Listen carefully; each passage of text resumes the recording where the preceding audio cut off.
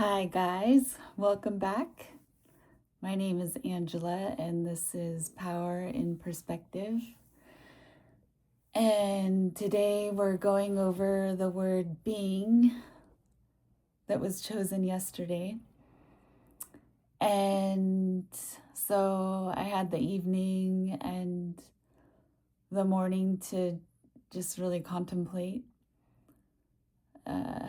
if I am operating out of a state of beingness or out of an ego state. So, funny enough, I had a knock at the door, and this was right before I was going to start journaling. And it was a woman. She was probably in her 50s with her teenage daughter, and they were Jehovah's Witnesses. And I thought, well, I'll let them in, hear what they have to say, and offered them coffee. And so they sat at the table, and all the while I'm observing myself, and I I got into this state of kind of like they were in opposition, like I was needing to state a case, prove my side, and I could feel it in me. It was like, my heart started beating faster. I could tell my voice was kind of shaky when I was interacting. I wasn't just like it didn't matter, you know, I was not being, let's just say.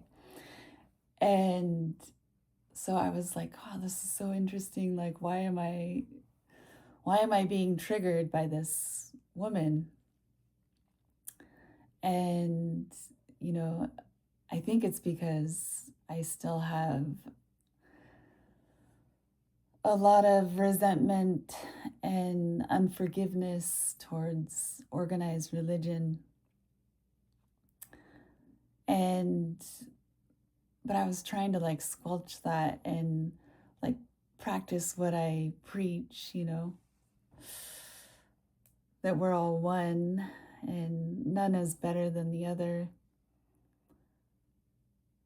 But I just got out of that state of mind, and I was kind of defensive. So after they had left, I contemplated oh my gosh, where is that coming from? And all the tools that I use to help me stay present and in a state of beingness just flew out the door. And I didn't breathe during our conversation. I didn't ask myself, one of the catchphrases that gets me back into present is this helping or harming the situation?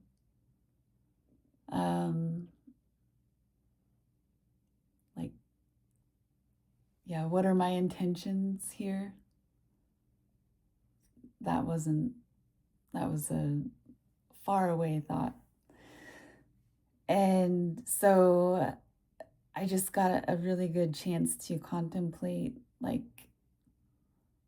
where my mind went and how much judgment I still hold within me, and that I need to work that out.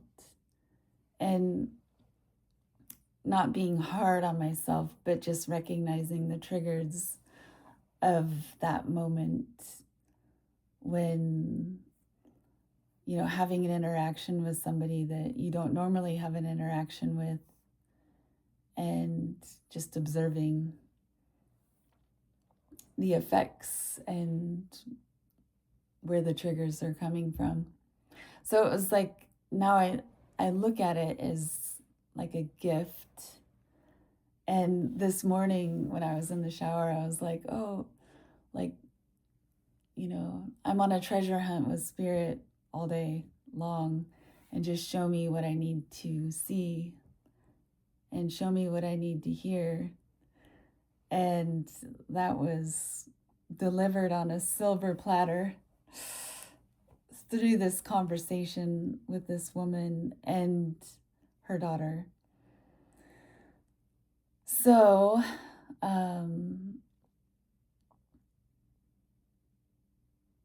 so those are my thoughts on how I could have been more in my state of just being and not in a state of trying to prove myself and what I know, all I know. And yeah, that was a great reflection. So, I don't know if any of you had a chance to contemplate being and how that is manifesting in your life. If there are any instances, within the last day or so that you can remember that just to contemplate, and if there were any triggers that you could learn from and do things differently the next time, that would be great.